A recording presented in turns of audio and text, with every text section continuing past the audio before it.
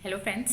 मैं आज बताना चाहती हूँ कि जैसे क्या होता है ना, आपका जो रियल नेचर होता है, जैसे आप बचपन में थे वैसे हम कितनी बार हमारी लाइफ में इस तरह के फेजेस आते हैं और हम कितने बदल जाते हैं। इनफैक्ट हम कितने ज़्यादा डिप्रेस हो जाते हैं और अपने नेचर तक को हम बदल लेते हैं। ये मुझे मेरी देहरादून की दीदी हैं, उन्होंने ही सजेस्ट किया था कि जैसे इस तरह मैं अपना ही उदाहरण दूंगी इसके लिए, किसी और का नहीं।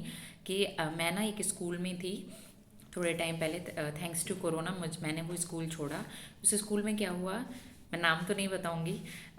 तो XYZ जैसे एक बॉस की सीट पे बैठ गए और उसके बाद जो उन्होंने डोमिनेशन किया, मेंटली टॉर्चर किया, तो I just forgot my self. मैं भूल गई कि मैं एक्चुअली कौन हूँ। मैं वो योगिता हूँ जो बचपन में सही के लिए किसी से भी लड़ लिया करती थी, दोस्तों को थप्पड़ मार दिया करती थी।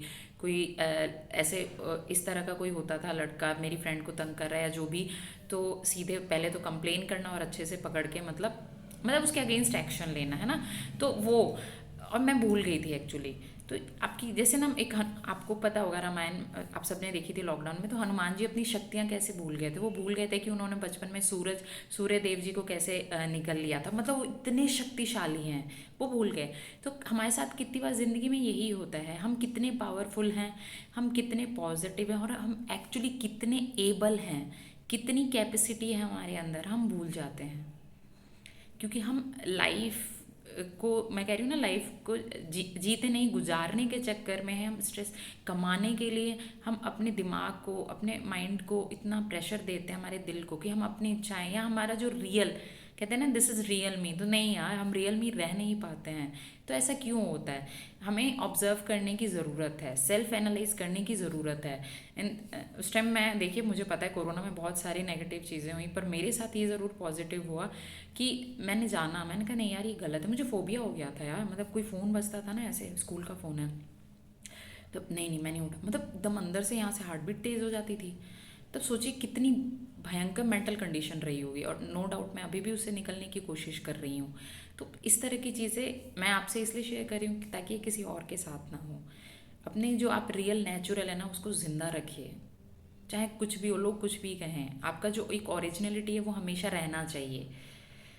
तो वो दबना नहीं चाहिए आपको, ताकि आप अपनी लाइफ को अच्छे से जी सकें, खुशी से जी सकें। मेन मेरा यही है।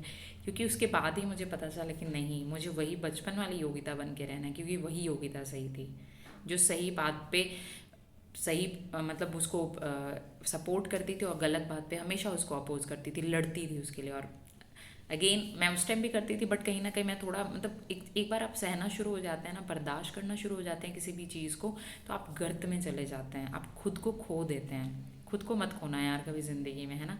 बहुत ज़रूरी होता है। सेल्फिश नहीं, उसकी बात नहीं कर रही हूँ मैं, है ना, बट आपका खुद का अंदर का एक वो जिंदा रहना चाहिए कि आपको कैसी लाइफ जीनी है। क्योंकि अगर आप प्रेशर में कोई काम करेंगे, आप स्ट्रेस में कोई काम करेंगे, तो आप नेचुरल वो उतने अच्छे से नहीं कर पाएंगे। भाई सपोज़ आपने कोई बिज़नेस किया, अब अगर आपने वो बिज़नेस अपने मन से किया है तो डेफिनेट सी बात है आप जान लगा देंगे उसके लिए। लेकिन किसी के दबाव में आके, सिर्फ इसलिए क्या नहीं है, मुझे तो फैमिली को चलाना है, तो आप प्रेशर में काम कर रहे हैं, नहीं चलेगा यार। ध्यान रखना ये चीज़, होता है ऐसा। तो जो भी करें एकदम खुशी से करें। अपने ओरिजिनलिटी को, अपने रियल पर्सनैलिटी को कभी भी दबने ना दें। Thank you so much. अपना ध्यान रखिए, स्माइल करते रहिए।